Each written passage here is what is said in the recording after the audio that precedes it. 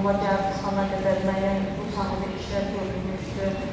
Bu hadisələr zəminində Azərbaycanda siyasi sabitlik və milli iradə ilə bağlı bir sualım var sənə.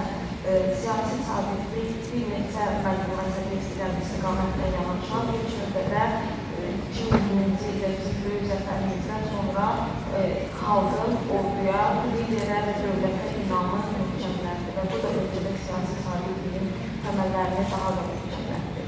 Eyni zamanda ölkədə iqtidar müxalifət birliyi yarandı, yəni siyasi qüvvələr də burada həmrəy oldular, həmrəylik nümayiş etdiklər, bu da təbii ki, ölkədəki siyasi sabitliyin əsaslarından biridir, siyasi sabitliyin möhkəmləndirən səbəblərdən biridir. Eyni zamanda 2020-ci ildə bizim böyük zəfərimizdən sonra Azərbaycandakı dövlət orqanları, dövlət institutları bir-biriyle daha koordinasiyalı şəkildə işləməyə başladılar. Burada xüsusi icra mexanizmi inkişaf etdirildi. İşğaldan azad olmuş ərazilərimizdə aparılan quruculuq işləri və bu işlərdə dövlət orqanlarının yaxın iştirakı onların koordinasiyasını möhkəmlətdir ki, bu da dövlətin siyasi təməllərinin əsasını möhkəmlənməsinə səbəb olur. Eyni zamanda haqqında danışdığımız tarixi dövrdə Azərbaycanın regionunda güclənən nüfuzu, Azərbaycanın regionun lider dövlətindən çevrilməsi, həmçində Azərbaycan-Türkiyə münasibətləri, bu münasibətlərin möhkəmlənməsi, bu da və Azərbaycanın region ölkələri ilə uğurlu xarici siyasəti münasibətlərin möhkəmlənməsi ölkədə siyasi sabitliyə təkan verən, siyasi sabitliyi möhkəmləndirən əsas amillərdən oldu. Eyni zamanda ikinci istiqamət isə bizim milli iradəmizdir. Bu dövrdə bilirsiniz ki, xalq dövlət birliyi yarandı, hamı eyni yerə vuruldu, hamı eyni hiçbir müdafiə edirdi və bu birlik zəminində insanların dövlətə inamı artdı, insanların orduya inamı artdı. Onsuz da biz bilirdik ki, bizim ordumuz güclü ordudur, amma həm də bizim qarşımızda bir mənfur qonşularımızın güclü ordusu milli yaradılmışdır ki, bunu biz qırıb dağıda bildik. Bu da bizim milli iradəmizin sayəsində mümkün oldu. Azərbaycanda diasporanın fəaliyyəti gücləndi, bu da xalqın milli iradəsini, milli ruhunu gücləndirdi. Çünki xaricdə yaşayan Azərbaycanlılar daha da birləşdilər, daha da koordinasiyalı şəkildə işləməyə başladılar və eyni zamanda insanlarda milli ruh, vətənpərvərlik ruhu gücləndi, insanların gələcəyə inamı artdı. Nəticədə də insanlar birləşdi, dövlətin ətrafında birləşdi. Bizim burada çox dəyərli şəhid ailələrimiz əyləşib.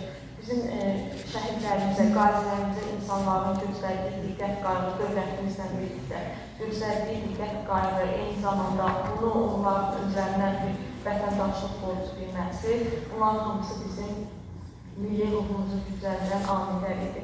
Bu hadisələr son dövrlər Azərbaycan xalqının milli ruhunun ifadəsidir. Təşəkkür edirəm. Hörmətli Nuray xanım, Zəfərin Azərbaycanın siyasi stabiliyi və milli həmrəyliyinə təsiri ilə bağlı fikirləriniz üçün sizə təşəkkür edirik. Paylaşdığımız dərin fərqli və nümunələr bu mövzunu daha da aydınlaşdırır və xüsusilə liderliyin, həmçinin şəhidlərimizin və qazilərimizin rolunu xüsusilə etməyiniz də çox dəyərlidir. Hörmətli panel iştirakçıları, bildiyimiz kimi Azərbaycan cəmiyyəti sürətlə dəyişən dünyada yeni çalışmalarla üzləşir. Gənclərin təhsil, məşğulluq, sosial və siyasi iştirak sahələrində ehtiyacları, eləcə də texnoloji və sosial yeniliklər ölkəmizdə hüquqi sistemin çevikliğini tələb edir. Bu baxımdan xanım deputatımıza belə bir sual ünvanlamaq istəyirik. Konstitusiya islahatları gənclərin və cəmiyyətin yeni çalışmalarına cavab vermək baxımından nə dərəcədə əhatəli və uyğundur? Təşəkkür edirəm, çox sağ olun.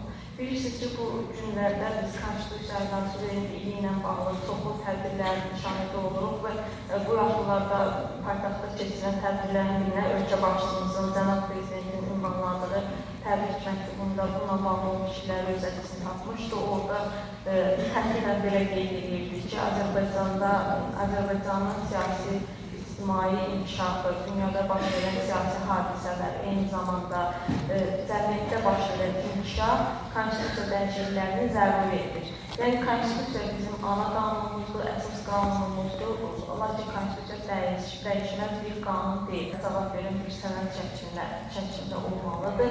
Məhz buna görə də, yəni dövrün reallıqlarından irəli gələrək Azərbaycan Konstitusiyasında bir neçə də biz dəyişikliklərin şahid olmuşuq. 2002-ci ildə, 2009-cu ildə və 2016-cı ildə ümumxalq referendumu ilə Azərbaycan Konstitusiyasında müəyyən dəyişikliklər və Konstitusiyaya müəyyən əlavələr edilmişdir ki, bu əlavələr bizim ana qanunumuzu daha da təkmilləşdirmişdir, müasir dövrün tələblərinə cavab verən bir sənəd halına salmışdır.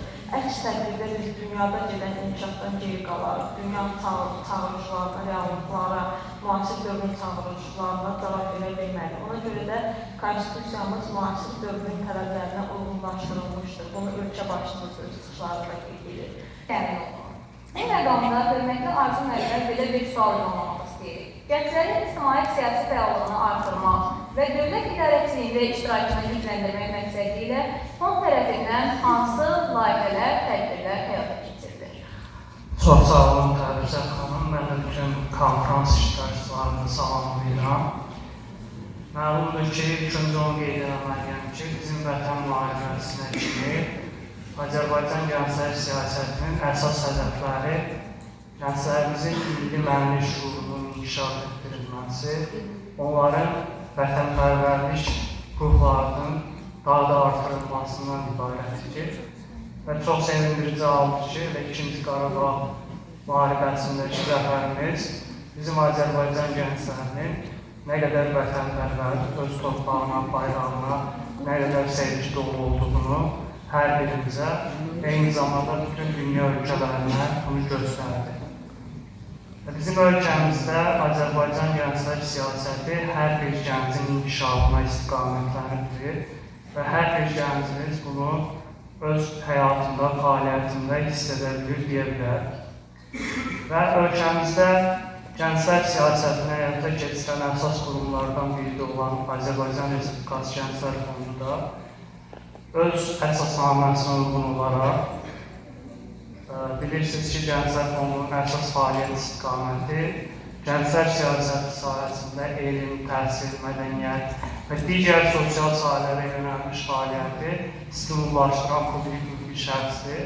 Və Gənclər Fondu da öz məqsəd və hədəflərinə uyğun olaraq gənclərimizin inkişafı istiqamətində dövlət proqramlarına, eləcə də digər rəsmi sənədlərdə qarşı qoyulmuş məsələlərə uyğun olaraq gənclərimizin cəmiyyətin və dövlətin bütün sferalarında uğurlu şəkildə təmsil olunmaları istiqamətində ardıcıl tədbirlər həyata keçirir. Belə tədbirlərdən ən əsas bir neçəsini qeyd etmək yerinə düşər ki, ölkəmizdə Gənclər Fondu xətti ilə Gənc Liderlər proqramı həyata keçirilir ki, həmin proqramın məzunları bu gün ölkəmizdə gənclər siyasəti sahəsində bir çox quruma artıq rəhbərlik edirlər.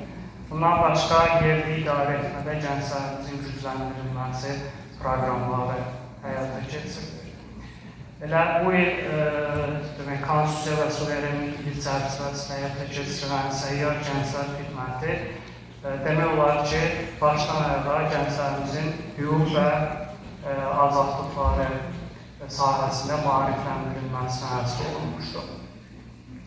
Gənclər Fondunun gənclər siyasəti ilə bağlı geniş şaxəli fəaliyyəti əlbəttə ki, Muxtar Respublika gənclərini də hər zaman əhatə edildi və elə ötən aylarda biz gənclərimizlə birgə bu Övlülər İrsi və Konstitusiya dəyərləri mövzusunda ictimai siyasi xadim Həsən Həsənoğlu gənclərimizin görüşünü təşkil etdik.